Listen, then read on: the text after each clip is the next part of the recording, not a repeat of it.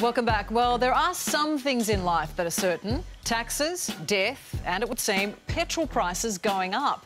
And with fuel companies having the power when it comes to the prices they charge at the bowser, it's little wonder really that there are plenty of theories about how can we actually use less fuel while we're on the road. So we sent our reporter Sophie Upcroft to put some common fuel-saving myths to the test to see if they actually will save you some cash.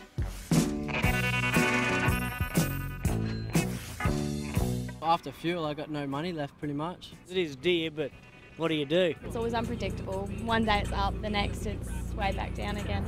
Petrol prices are a perennial problem for every single driver, but unfortunately, we cannot control them. However, some of us think we have it sorted with some handy tips that we think reduce petrol consumption. So today, we're going to put them to the test with Lucinda Ross from the RACQ. Let's go.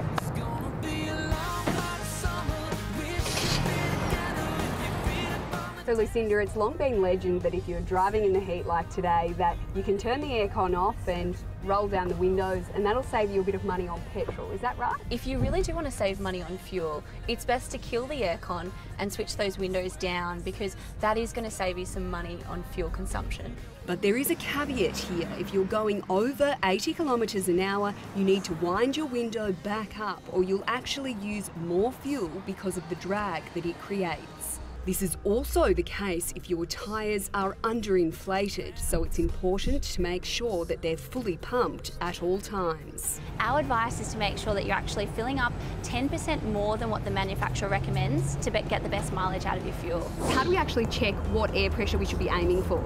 The best thing to do is to check your owner's manual or the sticker inside the driver's side door for the recommended PSI. People sometimes recommend that if you're driving down a hill that you can whack the car in neutral or turn it off to save petrol. What are your thoughts on that? It's very dangerous to do that. Not only will that reduce your effectiveness of your brakes and power steering, but it also won't actually save you that much on fuel. So it is very dangerous and we would urge drivers not to do that. We've all pulled up behind someone who's turned off their engine at the traffic lights, but are they actually saving any money on petrol? Well, if you're actually in traffic and you're in stop-start traffic, it's best not to actually turn your engine off because it's not going to save you that much in fuel. But if you're pulling over onto the side of the road for more than sort of 20-30 seconds, it is worth killing that engine and saving yourself a few bucks. And if your car has an automatic stop-start function, you should keep it switched on. Those manufacturers have designed the car to actually be able to conserve fuel, so these are really great systems to use if you have them available. If it's getting close to payday and you only have enough money to top up, that's okay. Well, there really is no difference in fuel use and it's not going to do any damage to your vehicle, so topping up is just fine. In fact, it's often the best way to save by hunting for a cheaper price. We recommend in the major capital cities, particularly where you have these petrol price cycles and cycles between cheap and expensive, that you actually top up when you're at the top of the cycle so that you can save yourself some money and wait for that cheaper fuel. When we get to the bowser, most people just reach straight for the E10 because it appears to be the cheapest, but that's not always the case, is that right?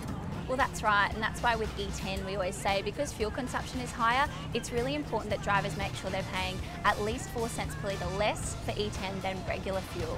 Otherwise, you're better off just going with the regular because your mileage will be slightly better with that. And the simplest thing we can do behind the wheel to save fuel, it'd have to be easing back on the throttle and the brake. So we know that by harshly braking and accelerating, that's going to really chew through that fuel. So no race car driving on the road? It's not good for the budget? Definitely not good for the budget, also not safe. I thought it was just my mum trying to stop me being a lead foot by telling me not to kind of accelerate too much, but it does actually have some truth to it. So there you go. There you go. Good tips. Very useful tips.